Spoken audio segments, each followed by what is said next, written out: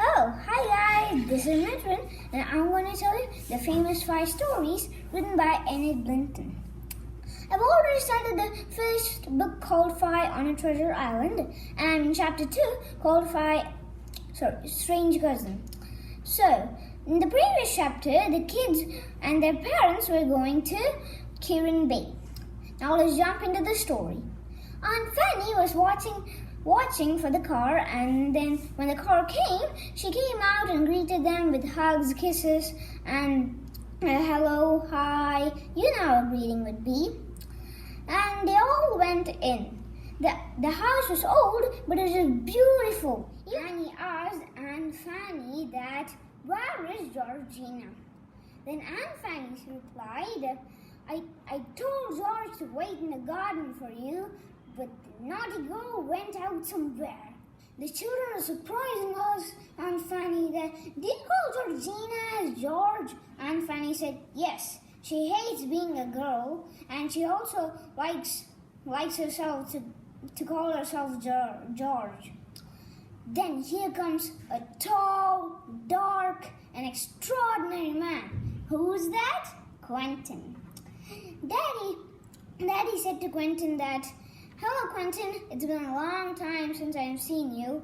I hope the children won't disturb you." And then Aunt Fanny said that, I've given a separate room for Quentin so that he does his work in peace. He has to finish a difficult book." Then the children were frightened of Uncle Quentin, but they were glad that Uncle Quentin was in another part of the house. Now, Mommy and Daddy didn't have a place to stay in Kirin Cottage, so they went to a hotel. They planned to go to a hotel.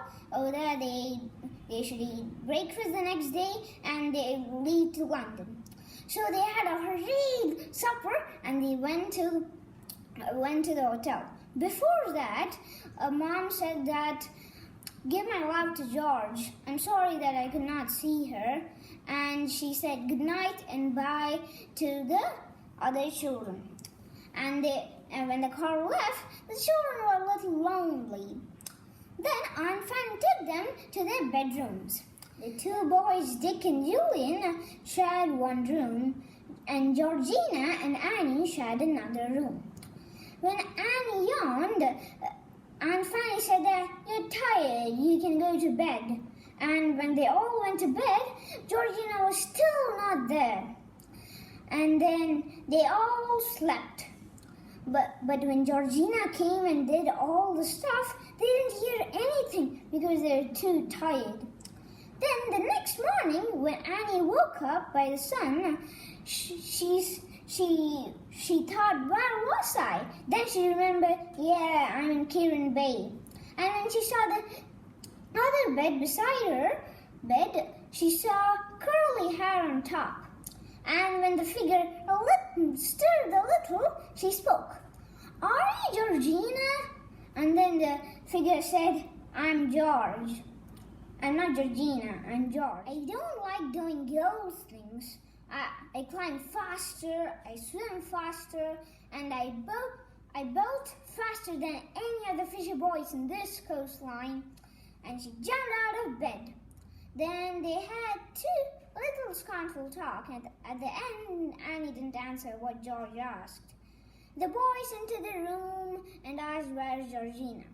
Georgina marched away, pushing them, and she went where the eggs and bacon smell came, and they all didn't take much notice of her. So when they were in breakfast table, after Georgina ate breakfast, she said that, "I'm going fishing." Her dad was reading the newspaper beside her, and he said that, "No, you're not. Take these children to the bay." George said, "Fine," with a scornful voice like your father. Then after breakfast, they went to bay. But before they reached the bay, Julian started a scornful fight. It began like, "We don't like you. If you like us." George said, "Oh, I didn't know that." And then the scornful fight again continued, and then The children suddenly ignored George and went to the bay. And he asked, "Was there a funny island over there?" Then George will say, "That's my island." And then Julian will say, "Wow, is that a ruined castle?" He said, "Yes." And then Georgina say, "Yes, one day it will be my very own castle and my very own island." This is the end of this chapter. Wait till the next chapter comes the peculiar story and the new friend. Thank you guys for watching this video. Don't forget to subscribe and like this channel and hit the bell button. And to get more videos on me telling the famous 5 stories written by Anna Blinton. Bye bye.